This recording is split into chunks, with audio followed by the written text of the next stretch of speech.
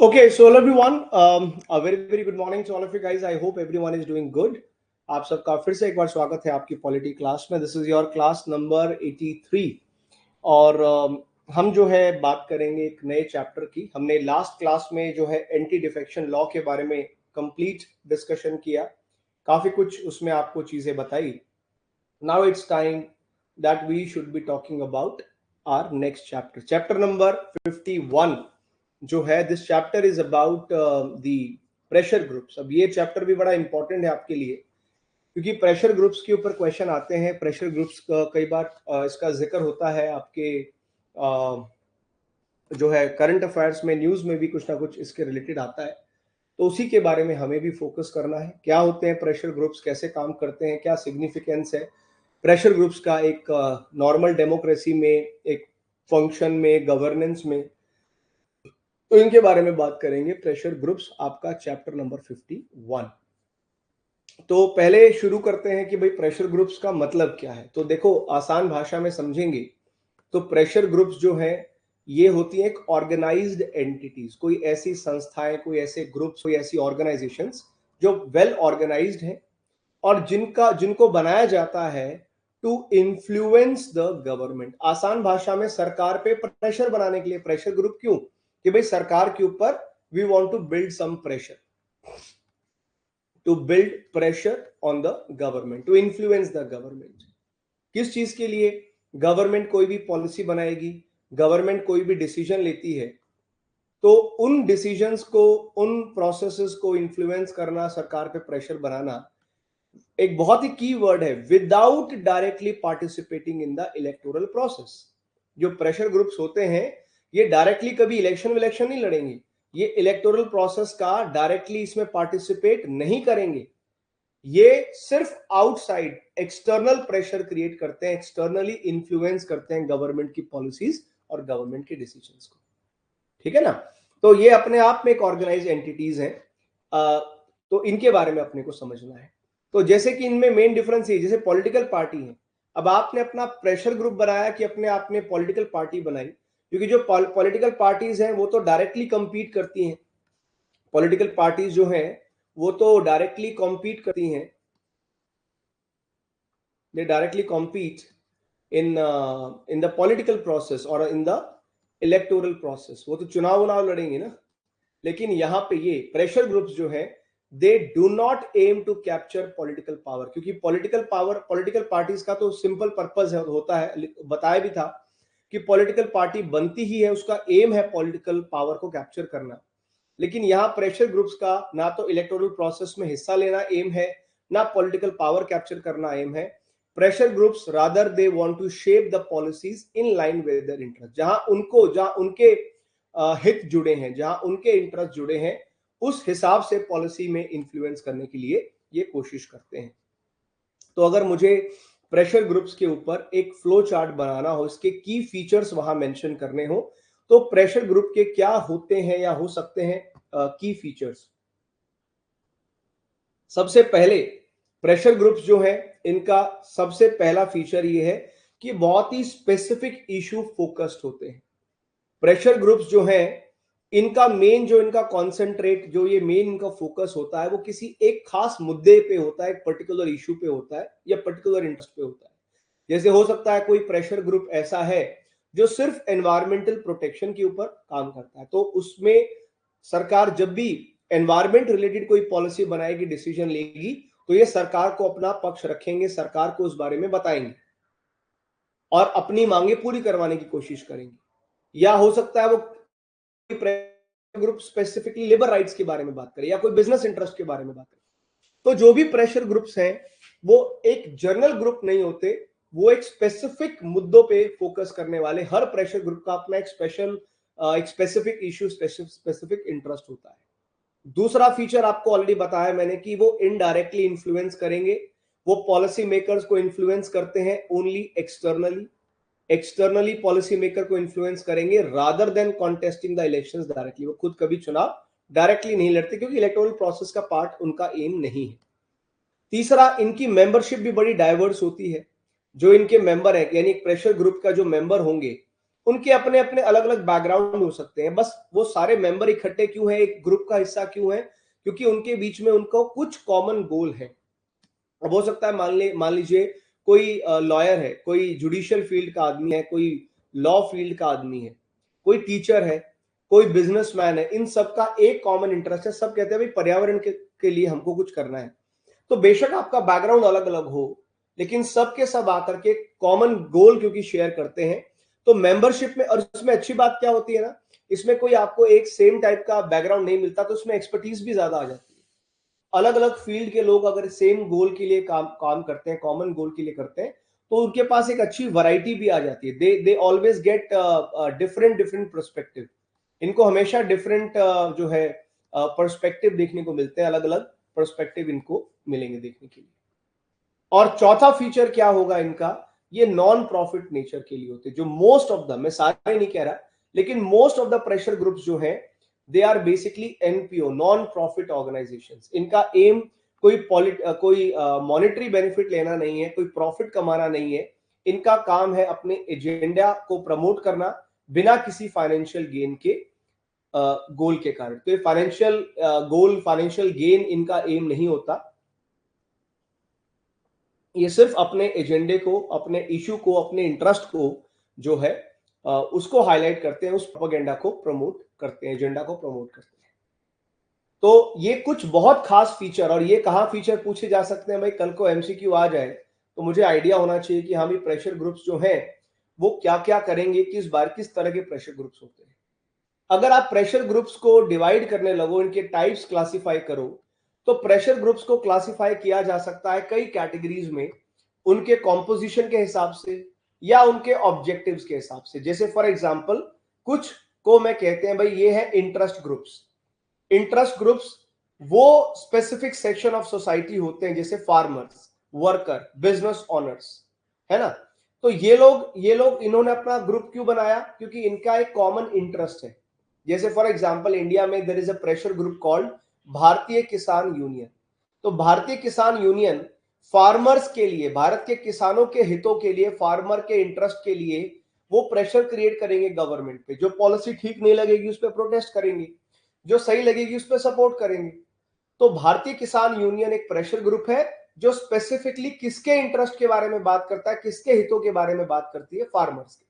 Similarly एक है all India trade Union Congress, जो हमारे देश के जो वर्कर हैं, ठीक है, जो लेबर है, वर्कर, उनके बारे में बात करती है। तो एक टाइप के प्रेशर ग्रुप वो जिनका कोई जो एक स्पेसिफिक सेक्शन ऑफ सोसाइटी को रिप्रेजेंट करे, जो ऐसी तरह से कोई हो सकती है, कोई ऐसी प्रेशर ग्रुप भी हो सकता है जो बिजनेस ऑनर्स को रिप्रेजेंट करे। तो जहां भी किसी एक स्पेसिफिक सेक्शन ऑफ सोसाइटी को रिप्रेजेंट किया जाता है, ऐसे प्रेशर ग्रुप्स को इंटरेस्ट ग्रुप्स कहा जाता है। अगर कभी बाई चांस मेंस में इसके बारे में कुछ लिखने को आए, आपको पता होना चाहिए, आपको एग्जाम्पल जरूर देने हैं। एग्जाम्पल दोगे तो ही आपका क्वेश्चन जो है वो ज्यादा रेलेवेंट आपको नजर आएगा, वो क्वेश्चन ज्यादा आपके लिए इंपॉर्टेंट बनेगा। सिमिलरली दूसरा टाइप होता है कॉज ग्रुप्स, ठीक है।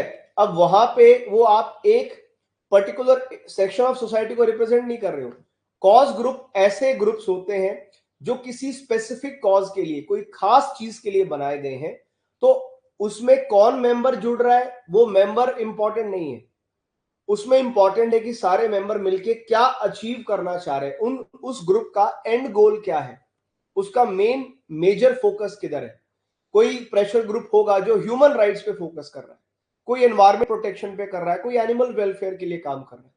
जैसे for example there is a pressure group called green peas.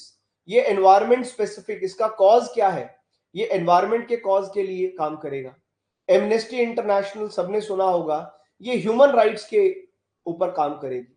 तो एक इंटरेस्ट ग्रुप्स जो स्पेसिफिक सेक्शन ऑफ सोसाइटी को रिप्रेजेंट करेंगे, कॉज ग्रुप्स जो होंगे वो किसी स्पेसिफिक कॉज को रिप्रेजेंट करेंगे।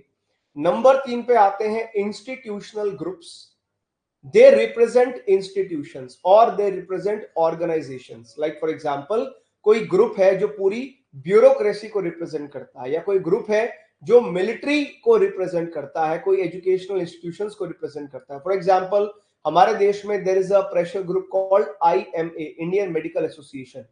तो ये किसको रिप्रेजेंट कर रहा है, जो पूरा जो हमारे देश के जो मेडिकल इंस्टीट्यूशंस हैं, जितने भी मेडिकल इंस्टीट्यूशंस, मेडिकल ऑर्गेनाइजेशंस हमारे देश में है, उन सबको, उन संस्थाओं को रिप्रेजेंट, पहले में क्या था, आप एक सेक्शन ऑफ सोसाइटी को रिप्रेजेंट कर रहे हो, अब आप संस्थानों को रिप्रेजेंट करते हो by the name of institutional groups, नाम IMA।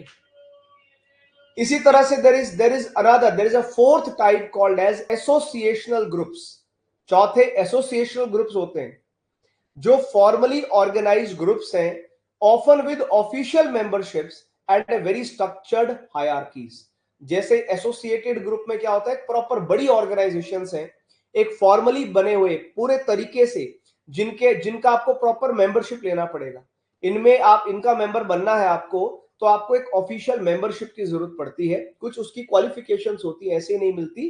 तो मेंबर बनने के लिए then you need to have certain qualifications, क्योंकि ये ज्यादा स्ट्रक्चर्ड और एकदम हायरार्की में काम करती है। जैसे हमारे यहाँ पे फिक्की है, FICCI which is federation of Indian chambers of commerce and industry. तो जो इसके मेंबर होंगे, फिक्की के मेंबर होंगे, उनको ऑफिशियल मेंबरशिप लेनी पड़ती है बेस्ड ऑन सर्टेन क्वालिफिकेशंस। तो ये आपके अलग अलग एसोसिएशंस को रिप्रेजेंट करती हैं, एसोसिएशनल ग्रुप्स। नंबर 4, पांचवें पे आ जाती हैं जो थोड़ा सा इनफॉर्मल ग्रुप्स होते हैं। जैसे आपका associated groups proper formal structures थे, ऑर्गेनाइज स्ट्रक्चर्स थे। एक नॉन एसोसिएशनल ग्रुप्स होते हैं, ये ऐसे इनफॉर्मल ग्रुप्स हैं जिनमें आपको कोई प्रॉपर स्ट्रक्चर नहीं मिलेगा, ये एकदम लूज ऑर्गेनाइजेशंस हैं। और क्योंकि ये इनफॉर्मल है, लूज ऑर्गेनाइजेशंस है, इनको अक्सर बनाया भी जाता है टेम्परेरी बेसिस पे। कोई स्पेसिफिक इशू आ गया तो इनको बना दिया, वो स्पेसिफिक इशू रिजॉल्व हो गया तो इनको डिसॉल्व कर दिया।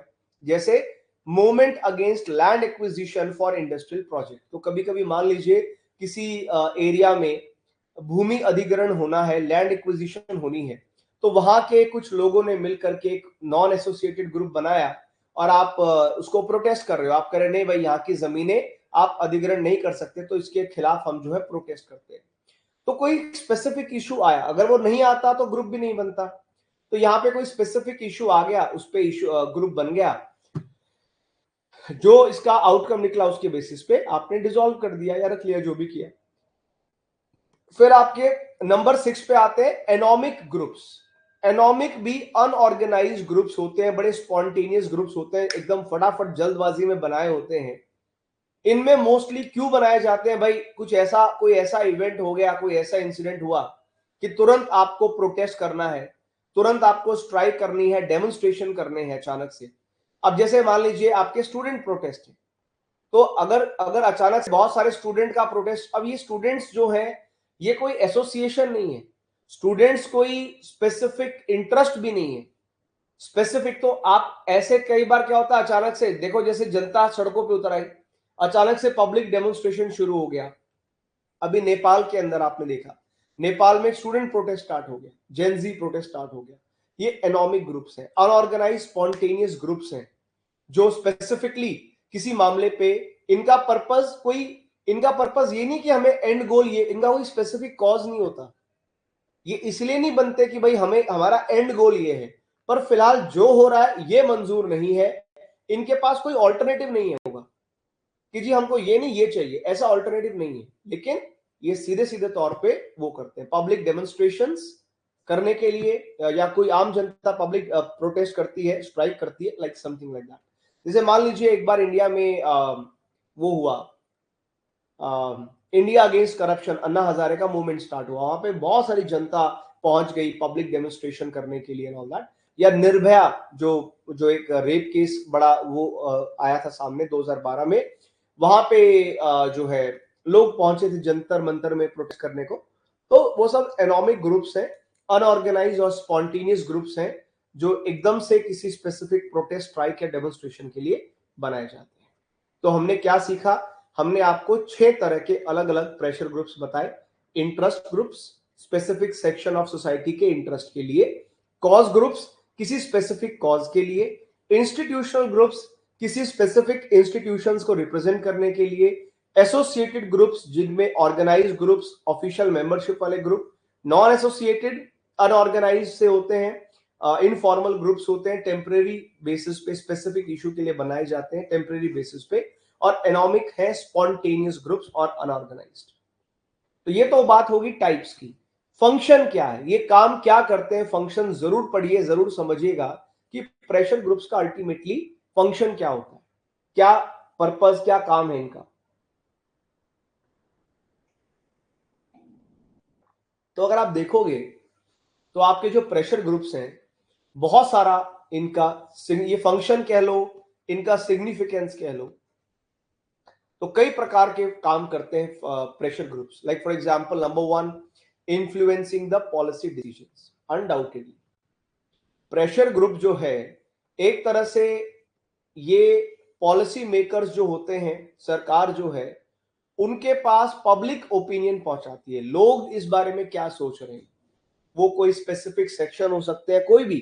तो एक तरह से जो पब्लिक ओपिनियन है, जो जनता की आवाज है, ये प्रेशर ग्रुप उस जनता की आवाज को पॉलिसी मेकर तक पहुंचाते हैं और उसका एक माध्यम है बेसिकली।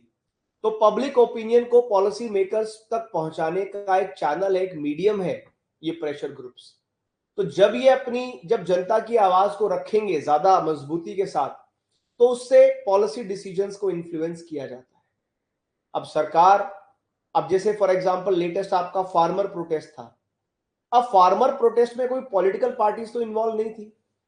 फार्मर प्रोटेस्ट में जो भारतीय किसान यूनियन है, जो प्रेशर ग्रुप है, उसका एक बड़ा एक्टिव रोल था। सरकार पे प्रेशर आया, साल भर प्रोटेस्ट चला, फाइनली सरकार को 3 फार्म लॉज को वापस लेना पड़ा। तो क्या इस प्रेशर ग्रुप ने पॉलिसी डिसीजन को इन्फ्लुएंस किया? जी हाँ, बिल्कुल किया। तो इसको समझने के लिए सबसे बढ़िया एग्जांपल जो अभी कुछ टाइम पहले हमारे देश में फार्मर प्रोटेस्ट हुआ और उसमें सरकार को 3 फार्म लॉज को वापस लेना पड़ा। दूसरा है रिप्रेजेंटेशन। आप देखिए, अब एक तरह से जो प्रेशर ग्रुप्स आपने बनाए हैं, प्रेशर ग्रुप्स रिप्रेजेंट कर रहे हैं वेरियस सेक्शंस ऑफ सोसाइटी को, और अक्सर ये वो सोसाइटी के सेक्शंस होते हैं स्पेशली जो मार्जिनलाइज्ड ग्रुप्स हैं, minorities, SC ST, OBC, women. तो जो मार्जिनलाइज्ड ग्रुप्स हैं, जिनको जो अभी अंडर रिप्रेजेंटेटेड है, जिनका अभी अंडर रिप्रेजेंटेशन जो अभी अंडर रिप्रेजेंटेड है ना। क्यों है अंडर रिप्रेजेंटेड? क्योंकि भाई इनको प्रॉपर रिप्रेजेंटेशन नहीं मिला है, तो ये इनकी बात रखने वाला कोई नहीं है। ये बोलते जी हमारी तो कोई सुनता ही नहीं है। तो एक काम करो, अपना खुद का एक प्रेशर ग्रुप बना लो और सरकार पे दबाव डालो, ताकि ताकि तुम्हारे जो मामले हैं तुमको भी एक भागीदारी मिले, तुमको भी अपनी बात रखने का मौका मिले। तो मार्जिनलाइज्ड ग्रुप्स को खास तौर पे रिप्रेजेंटेशन का मौका देते हैं ये प्रेशर ग्रुप्स। तीसरा फंक्शन है डिसमेंटिंग इंफॉर्मेशन। देखिए अल्टीमेटली ये जो प्रेशर ग्रुप्स हैं, ये लोगों के लिए बहुत बढ़िया काम करते हैं। They educate the public, they also educate policy makers about specific issues through campaign, reports and seminars. Policy makers को भी सारी जानकारी देते हैं कि जी ये मामला ठीक नहीं है, ये पॉलिसी ठीक नहीं है, इसका ये नुकसान होगा, वैसा होगा, लोग इस बात से नाराज हैं। तो पॉलिसी मेकर्स के पास भी सही इंफॉर्मेशन पहुंच रही है, और जो सरकार ने पॉलिसी बनाई, लोगों को समझाने में इनका बड़ा रोल है। हर पॉलिसी इतनी सिंपल नहीं होती कि हर आम आदमी समझ सके। तो पब्लिक को भी एजुकेट करते हैं उस मामले में, किसी इश्यू पे, और पॉलिसी मेकर्स को भी उस मामले पे एजुकेट करते हैं, इंफॉर्मेशन देते हैं, चाहे वो कैंपेन के थ्रू करें या सेमिनार करें या रिपोर्ट्स पब्लिश करें। तो वहां से तो राइट इंफॉर्मेशन के साथ में कम से कम राइट डिसीजन मेकिंग हो सकती है। चौथा काम ये लॉबिंग करते हैं। They engage directly with legislator and bureaucrats to advocate for specific policies. कभी कभी क्या होता है, ये MP MLA के साथ मिलकर के या ब्यूरोक्रेट के साथ मिलकर के लॉबी करते हैं, एक कलेक्टिव प्रेशर, साथ में मिलकर के कलेक्टिव प्रेशर लाते हैं। जैसे मान लीजिए खास तौर पे ऑपोजिशन के मेंबर हैं, विपक्ष के, तो ऑपोजिशन जो आपका विपक्ष है, उनके साथ भी इन्वॉल्व होके, उनके साथ मिलकर के कलेक्टिव प्रेशर भी डालते हैं। कोई कोई अपनी बात मनवानी हो या कोई ऐसा हो, तो एक एक्स्ट्रा प्रेशर आ जाता है ना। एक तरह से नंबर 5 इनका एक रोल है, they also play a watchdog role. Watchdog कैसे? भाई ये लगातार सरकार के एक्शंस को मॉनिटर कर रहे हैं, है ना, सरकार जो कर रही है उसको लगातार मॉनिटर यही कर रहे हैं प्रेशर ग्रुप्स, और यही तो है अल्टीमेटली जो सरकार को एक्सटर्नली अकाउंटेबल बनाते हैं। देखो, सरकार की पॉलिसीज की जवाबदेही दो जगह, एक सरकार अपनी पॉलिसी की जवाबदेही देती है पार्लियामेंट के अंदर, जहां ऑपोजिशन के लोग उनसे पूछते हैं, मगर आम जनता भी तो सवाल पूछेगी, आम जनता भी तो जवाब मांगेगी सरकार से। तो सरकार की पॉलिसीज को पब्लिकली अकाउंटेबल, अगर जनता के सामने जवाबदेही पब्लिकली अगर कोई अकाउंटेबल बनाता है तो प्रेशर ग्रुप्स है। अगर एक प्रेशर ग्रुप प्रोटेस्ट कर रहा है या कोई स्ट्राइक वगैरह कर रहा है, तो जाहिर तौर पे उस पॉलिसी के खिलाफ जनता का रिएक्शन क्या है, तो वो सामने ये लोग लेकर के आते हैं। Number 6 is conflict resolution. देखिए, कई बार क्या होता है, ये एक ब्रिज का काम भी करते हैं, they act as a bridge. किसके बीच में ब्रिज? मान लीजिए सरकार और लोगों के बीच में किसी बात को लेकर के सहमति नहीं बन रही है, लोग नाराज हैं, लोग किसी बात पे सहमत नहीं हो रहे, सरकार उनको मना रही है, लाइक समथिंग लाइक दैट। तो कभी कभी क्या होता है, डिस्प्यूट अगर है सरकार और जनता के बीच में, तो ये प्रेशर ग्रुप एक कॉन्फ्लिक्ट रेजोल्यूशन, वो झगड़ा सुलझाने में भी मदद करते हैं as a bridge between government and the people of India. तो उनके बीच में झगड़ा सुलझाने का भी काम करते हैं। सो मैं आपसे यही कहूंगा कि आप ये एक फ्लो चार्ट जरूर बना लो, और फ्लो चार्ट में ये सारे फंक्शंस आप मेंशन करो। क्या फंक्शन है, ये जो हेडिंग है सबकी, ये आपके फ्लो चार्ट में होना चाहिए। बाकी डिटेल मैंने आपको समझा दी। तो these are the functions played by the pressure groups. अच्छा, ये तो फंक्शन तो समझ गए। ये प्रेशर ग्रुप जो है, ये क्या टेक्निक का यूज करते हैं? ये जो प्रेशर ग्रुप्स हैं, ये भाई कौन सी टेक्निक का इस्तेमाल करते हैं? कोई तो टेक्निक का यूज करते होंगे। तो इनका क्या है, ये कौन सी टेक्निक का यूज करते हैं? तो technique use by the pressure groups, इसमें वेरियस मेथड्स यूज करते हैं। जैसे एक आपने पढ़ा लॉबिंग, पहला तरीका लॉबिंग का है। लॉबिंग में क्या होता है, when you directly interact with policy maker to influence the legislation. आप सारे इकट्ठे होते हो, इकट्ठे होके जाके सीधा पॉलिसी मेकर से बात करते हो। तो आप इकट्ठे होकर के अपनी कलेक्टिव वॉइस लेकर के गए, सीधा पॉलिसी मेकर को आपने बताया। तो जैसे FICCI lobbying for business friendly policies, तो कोई भी बात होती है तो ये जो ग्रुप है फिक्की, बहुत काम की चीज है। हमारे देश में बिजनेस फ्रेंडली पॉलिसीज, हमारे देश में बिजनेस फ्रेंडली पॉलिसीज को लाने में इनका बड़ा हाथ है, बहुत हाथ है। एक मिनट रुकना, somebody is ringing the bell, just give me one minute। एक तरीका, एक टेक्निक प्रेशर ग्रुप की, लॉबिंग करके, है ना। दूसरा काम पब्लिक कैंपेन। एक बार या तो डायरेक्टली जाके मिल लो, अगर डायरेक्टली पॉलिसी मेकर से नहीं मिल रहे फॉर एग्जांपल, तो आप क्या कर सकते हो, आप पब्लिक कैंपेन कर सकते हो। यहां पे प्रेशर ग्रुप्स मीडिया का यूज करते हैं, रैली निकालते हैं, एडवर्टाइजमेंट करते हैं टू जनरेट पब्लिक सपोर्ट। जैसे फॉर एग्जांपल ग्रीन पीस जो प्रेशर ग्रुप है, वो कैंपेन करता है एनवायरमेंट अवेयरनेस के लिए, है ना, वो कैंपेन करता है एनवायरमेंट अवेयरनेस के लिए। सिमिलरली लिटिगेशन, लिटिगेशन की अगर बात करें, सो तीसरा तरीका ये भी है, जब प्रेशर ग्रुप जो है वो केस फाइल कर देते हैं। प्रेशर ग्रुप्स ना कैंपेन करते, ना इंटरेक्शन करते, सीधे सीधे कई बार सीधा जाके कोई पीआईएल वगैरह फाइल कर देते। जैसे बहुत बार एनवायरमेंटल ग्रुप्स जो है वो public interest litigation PIL file करते हैं, सीधे सीधे तौर पे गवर्नमेंट के डिसीजंस को चैलेंज करते हैं और पॉलिसी चेंजेस के लिए पुश करते हैं। चौथा, प्रोटेस्ट एंड डेमोन्स्ट्रेशन। ये भी एक तरीका हो सकता है, ये भी एक जो है प्रोसेस हो सकती है ना। That can be one way when you organize strikes, marches and all that. जैसे फार्मर प्रोटेस्ट अभी हुआ एग्रीकल्चर लॉज के अगेंस्ट। पांचवा तरीका है use of media, specifically use of media, जो ट्रेडिशनल और सोशल मीडिया का यूज करके भी they spread the awareness and mobilize the support. And last है कोलैबोरेशन, जब ये दूसरे और ग्रुप्स के साथ या कभी कभी इंटरनेशनल ऑर्गेनाइजेशन के साथ भी मिलके काम करती हैं, कोलैबोरेट करती हैं, ताकि और ब्रॉडर इन्फ्लुएंस क्रिएट किया जाए और ज्यादा बड़ा इन्फ्लुएंस क्रिएट किया जाए। तो that is also what they do, that these are the techniques used by the pressure groups. ये आपको आइडिया होना चाहिए।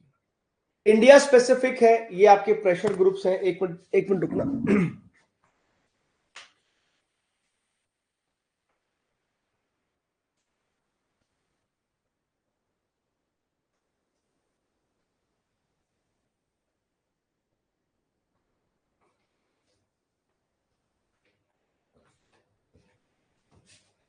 So these are some pressure groups in India.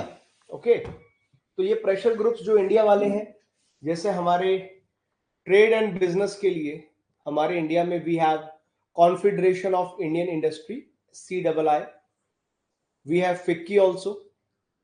Labour union की बात करें तो इंडिया में we have Indian National Trade Union Congress, जो वर्कर इंटरेस्ट की बात किया था. फार्मर्स के लिए I told you about BKU. भारतीय किसान यूनियन के साथ साथ वी हैव शेतकरी संगठन जो एग्रीकल्चर रिफॉर्म्स के बारे में बात करते हैं. एनवायरमेंट की बात करें तो ग्रीन पीस इंडिया, चिपको मूवमेंट, ये सब इंडिया में हुआ. रिलीजियस एथनिक ग्रुप्स की बात करें तो हमारे यहाँ पे भी है Vishwa Hindu Parishad, that is also pressure group. All India Muslim Personal Law Board, that is also a religious group. तो ऐसे इंडिया में we have lots and lots of pressure groups. तो अल्टीमेटली फंक्शन तो आपने समझ ली. तो क्या सिग्निफिकेंस हुआ, क्यों जरूरी है एक हेल्दी डेमोक्रेसी में. और ये क्वेश्चन आ सकता है कि भाई एक हेल्दी डेमोक्रेसी के लिए ये प्रेशर ग्रुप्स क्यों जरूरी माने जाते हैं. इसके कई रीजन आपको समझने हैं. पहला, प्रेशर ग्रुप्स डेमोक्रेसी को और मजबूत करते हैं. They actually strengthen the democracy. ये डेमोक्रेसी को और मजबूत करते हैं. इनफैक्ट कैसे करते हैं? Because they act as a bridge between citizen and the government. ये दोनों चीजें इंश्योर करती है गवर्नमेंट की सही बात लोगों तक पहुंचे और लोगों के जो अपने मुद्दे हैं वो सरकार तक पहुंचे. तो they act as a bridge. तो इससे ओवरऑल डेमोक्रेसी मजबूत होती है. दूसरा, they promote accountability also. Pressure groups जब तक रहेंगे वो लगातार सरकार को स्क्रूटिनाइज करेंगे, गवर्नमेंट पॉलिसीज को स्क्रूटिनाइज करेंगे, ज्यादा ट्रांसपेरेंसी की डिमांड करेंगे. तो सरकार की अकाउंटेबिलिटी सिर्फ पार्लियामेंट नहीं, आउटसाइड पार्लियामेंट बनी रहेगी. सरकार सिर्फ जवाब दे पार्लियामेंट में नहीं, इवन आपके जो outside, they government should be accountable outside the parliament as well. तीसरा, पॉलिसी इनोवेशन. कई बार क्या होता है, कई बार प्रेशर ग्रुप्स जो हैं ये नए नए आइडियाज भी इंट्रोड्यूस करते हैं. ये एक नया दृष्टिकोण, एक नया पर्सपेक्टिव भी देते हैं जो शायद ओरिजिनल पॉलिटिकल पार्टीज ना दे पाए.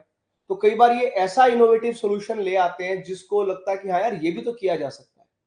तो ये कई बार वो इनोवेटिव जो एक चीज आपको चाहिए, वो इनोवेटिव एलिमेंट आपको देते हैं जो डेफिनेटली आपके सभी के लिए विन विन सिचुएशन हो सकता है. Similarly if you see, they also empower the citizen. कम से कम इनके होने से, प्रेशर ग्रुप्स के होने से एक तो पब्लिक पार्टिसिपेशन बढ़ता है, एनकरेज होता ही होता है. गवर्नेंस में सिर्फ वोटिंग तक लिमिटेड नहीं है. आम जनता का काम सिर्फ ये नहीं कि बस वोट डाला जी हमारा काम पूरा. वोट डालने के अलावा गवर्नेंस के अंदर भी तो आपको भागीदार बनना है. सरकार क्या कर रही है उसका भी तो आपको टेक केयर करना है. वो कैसे होगा? When you empower the citizens. और एम्पावर कौन कर रहे हैं? प्रेशर ग्रुप्स, जो लगातार मॉनिटर करेंगे, लगातार डालेंगे प्रेशर. लेकिन इतने सारे पॉजिटिव कंट्रीब्यूशन के बावजूद भी pressure groups are criticized for certain things. Pressure groups जो हैं इनका कुछ क्रिटिसिज्म भी है, कुछ एक नेगेटिव चीज भी है जो प्रेशर ग्रुप के साथ आपको देखने को मिलेंगी. फॉर एग्जांपल, पहला, अनड्यू इन्फ्लुएंस. कई बार क्या होता है, कोई पावरफुल प्रेशर ग्रुप्स होते हैं, कोई पावरफुल ग्रुप्स होते हैं, वो डोमिनेट करने लगते हैं पॉलिसी मेकिंग में. भाई वो बनने ही नहीं देते पॉलिसी जब तक पॉलिसी उनके हिसाब से पॉलिसी ना बने. तो ये एक ड्रॉबैक हो सकता है, बिल्कुल हो सकता है ना. हो सकता है कि वो पावरफुल ग्रुप ऐसे हों जिसमें मेजॉरिटी के हिसाब से वो काम करें. तो हो सकता है कि वो वीकर जो सेक्शंस हैं या जो लेस ऑर्गेनाइज्ड ग्रुप्स हैं उनको पूरा ही साइडलाइन कर दे. जो सिर्फ पावरफुल लोग हैं, अब जैसे मान लो कोई प्रेशर ग्रुप है जो सिर्फ बिजनेसमैन के लिए काम करता है.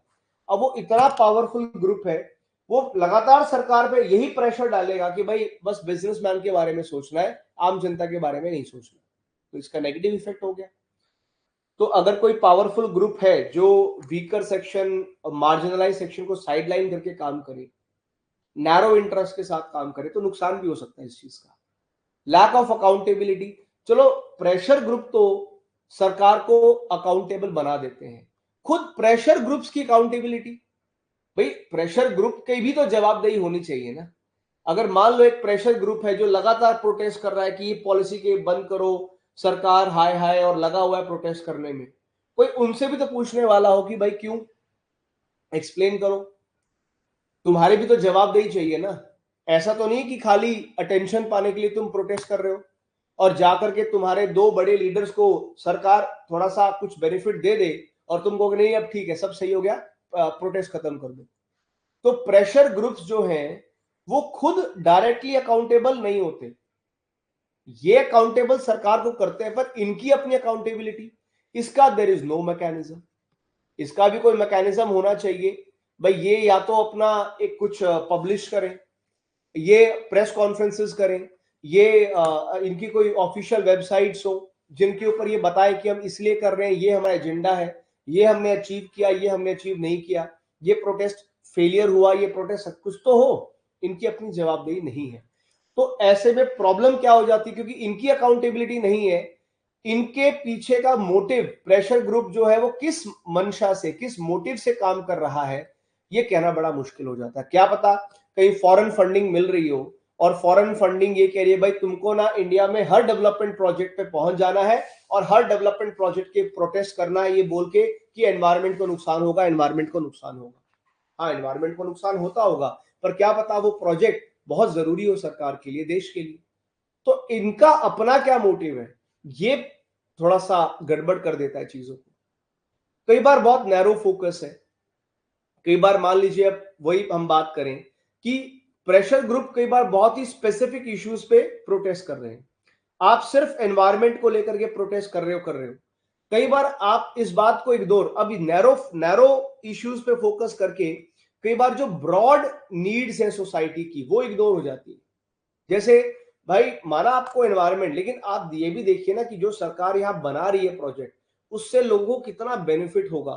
थोड़ा सा सिर्फ इमीडिएट टर्म नहीं, थोड़ा लॉन्ग टर्म में भी सोचिए।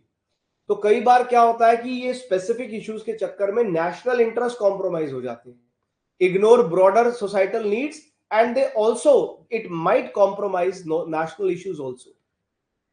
तो कई बार जो आपके नेशनल इश्यूज या नेशनल इंटरेस्ट है वो कॉम्प्रोमाइज हो जाता है सिर्फ एक स्पेसिफिक इशू के चलते। फिर कहीं ना कहीं चौथा क्रिटिसिज्म इस बात का है कि डिसरप्टिव एक्टिविटीज भी बहुत हैं। ये जो बार बार प्रोटेस्ट होता है देश में, अलग अलग जगह पे हर बात पे प्रोटेस्ट हो रहा है ना, कई कई स्ट्राइक्स चल रही हैं। आज हमने रोड जैम कर दिया, आज हमने रेलवे जैम कर दी, रेलवे ट्रैक्स पे प्रोटेस्ट चल रहा है, बसेस की हड़ताल हो गई। तो इससे एक आम जनता, पब्लिक लाइफ डिसरप्ट होती है, इकोनॉमिक एक्टिविटीज पे भी नेगेटिव असर पड़ता है। कभी कभी ये चीजें जो है ये बहुत डिस्टर्बिंग भी हो जाती है। तो आम जनता को कष्ट भी बहुत होता है ऐसे प्रोटेस्ट वगैरह, अगर वो जेन्युइन है, अगर वो जेन्युइन नहीं है तो फिर तो डेफिनेटली बहुत नुकसान है। पांचवा, समटाइम्स देखा गया है कि bias and elitism, some pressure groups जो हैं वो सिर्फ एलीट ग्रुप्स के इंटरेस्ट को रिप्रेजेंट करते हैं, जो बहुत ही एलीट सिटीजन्स हैं, जो बहुत पावरफुल सिटीजन्स हैं, जो बहुत रिच लोग हैं, सिर्फ उनके इंटरेस्ट को रिप्रेजेंट करते हैं। क्योंकि हो सकता है ना कि वो जो वेरी रिच, बहुत ही सुपर रिच लोग हैं, वो उनको अच्छा खासा पैसा दे रहे हो कि भाई तुम एक काम करो, तुम हमारे हमारे लिए काम करो और हमारे इंटरेस्ट के लिए तुम प्रोटेस्ट करो, है ना। तो कई बार पता नहीं चलेगा कि भाई मार्जिनलाइज जो कम्युनिटी, जिनको एक्चुअली में रिप्रेजेंटेशन की जरूरत है, जिनके मुद्दे सुनने वाला कोई नहीं है, कहीं पता चले ये उनको इग्नोर कर दें और सिर्फ जो पहले से सुपर रिच, सुपर पावरफुल है, सिर्फ उनके इंटरेस्ट के लिए तो काम नहीं हो रहा है।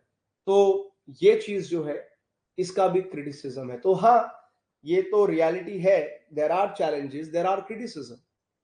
तो ये 5 पॉइंट जो है आप नोट करके चलिए, ये 5 चीजें आपको ध्यान में रख के चलनी है। तो challenges, yes we have some real challenges.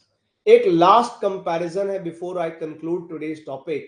What is the difference between a pressure group and political party? You know the difference already, but just to summarize, objective दोनों के बिल्कुल अलग अलग है। प्रेशर ग्रुप का ऑब्जेक्टिव सिर्फ policy को influence करना है, जबकि पॉलिटिकल पार्टीज का ऑब्जेक्टिव पॉलिटिकल पावर कैप्चर करना है।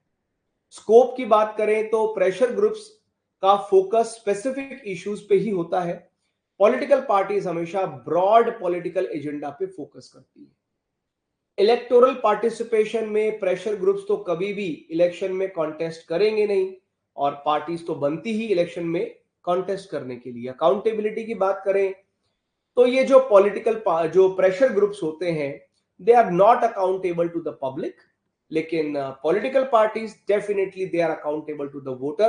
भाई पॉलिटिकल पार्टी को तो जनता के बीच जाके जनता को जवाब देना ही पड़ता है, प्रेशर ग्रुप्स की कोई ऐसी अकाउंटेबिलिटी नहीं दिखती है।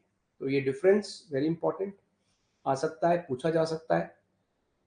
तो सर फाइनल कंक्लूड क्या करें, फाइनली क्या कंक्लूजन करें? तो देखिए बेटा, ये जो प्रेशर ग्रुप्स हैं डेफिनेटली ये बहुत ही क्रिटिकल रोल प्ले करते हैं, क्योंकि ये अलग अलग डाइवर्स इंटरेस्ट्स को इंश्योर करते हैं। एक डेमोक्रेसी में बहुत जरूरी है कि सभी लोगों की बात सुनी जाए, सभी लोगों का ध्यान रखा जाए। एंड अनडाउटेडली प्रेशर ग्रुप्स की वजह से पॉलिसी इनोवेशन भी होती है, सरकार की अकाउंटेबिलिटी भी आती है, और जनता की भागीदारी बढ़ती है, पब्लिक पार्टिसिपेशन ऑल्सो इंक्रीजेस।